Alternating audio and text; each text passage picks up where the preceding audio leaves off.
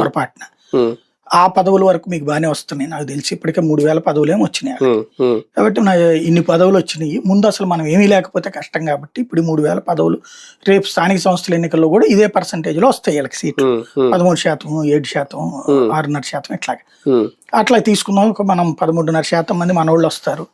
మీరు ఆర్థికంగా సెటిల్ అవ్వండి, ₹4 జాగ్రత్త పెట్టుకుని సంపాదించుకోండి, ప్రజల్లో మంచి పేరు తెచ్చుకోండి, భవిష్యత్తులో మనది వస్తుంది. 15 సంవత్సరాల పాటు జగన్ని రానివ్వకుండా చేస్తున్నాం కాబట్టి 3 టర్ముల్లో ఇట్లా కొన్ని 10,000 మంది 25,000 మంది నాయకులు తయారైపోతారు. ఇప్పటికి మొత్తం గ్రౌండ్ నుంచి పై దాకా మనమే ఉంటాం. ఈ ఉద్దేశం, నా వ్యూహం ఇది, నా దీర్ఘకాలిక వ్యూహం అంటున్నాడు. అది అసలు ఆయన వ్యూహం. 15 సంవత్సరాల పాటు ఇట్టాగా ఇప్పుడు 3,500 తర్వాత ఇంకో 4,500 ఇట్ట తయారు చేస్తే అవుదామన్నది ఈయన ఉద్దేశం. ఇప్పుడు ఈ గ్రౌండ్ లెవెల్లో క్యాడర్ కి ఈ టైప్ లో ఎక్స్ప్లెయిన్ అన్నా చేయాలి.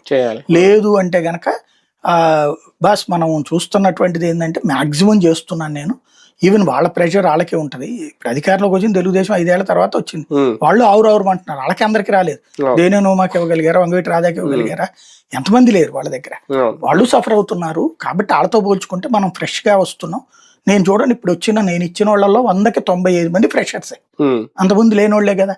ఇట్లా ఇచ్చానని కన్విన్స్ చేయాలి. అదే సందర్భంలో మెయిన్ ఒక్కటి వస్తుంది, నేను మొదటి నుంచి చెప్పా. కూటమి కట్టినప్పుడు వచ్చే సమస్య ఏంటంటే ఇంట్లో ఒక బిడ్డే ఉన్నప్పుడు పెద్ద ప్రాబ్లం లేదు, ఇద్దరు